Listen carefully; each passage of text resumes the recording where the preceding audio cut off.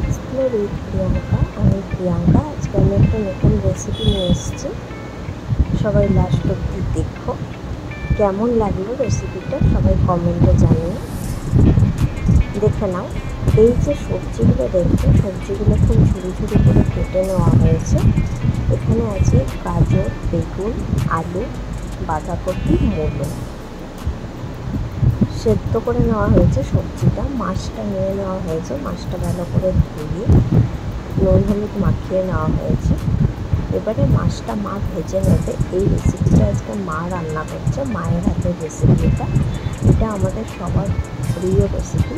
তাই জন্য আমি চাইতাম তোমাদের কাছে একবার নিয়ে আসার জন্য, যে আমার মায়ের এই রেসিপিটা সবাই তোমরা দেখো, সবাই বাড়িতে ট্রাই করো। কেমন লাগলো আমাকে সবাই জানিও। মাছগুলো মা ভেজে তুলে নিয়েছে। এবারে কালো জিরা ফোড়ন দিয়ে দেবে তেলের মধ্যে। সরষের তেলেই রান্নাটা হচ্ছে।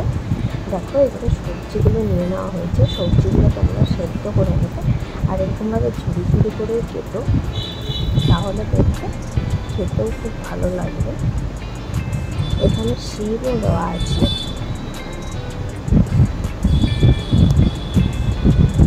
এবার আস্তে আস্তে করে সবজিগুলো সব নেড়ে নেওয়া হচ্ছে। বেশি নাড়া হবে না এটা, কারণ বেশি নাড়লে এটা কীরকম একটা ঘাটা ঘাটা ভেজা ভেজা হয়ে যাবে।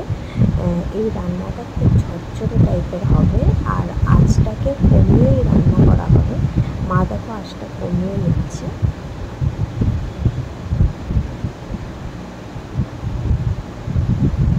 এই দেখো, মা একদম হালকা করে করে নেড়ে নিচ্ছে।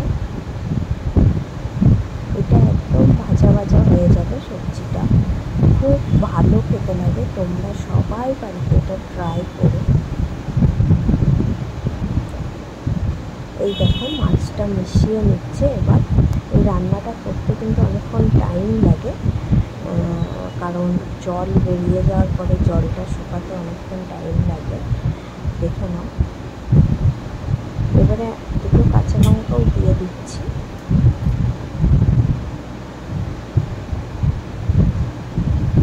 এবার একটু হালকা করে নাড়াচাড়া করে নামিয়ে নেওয়া হবে।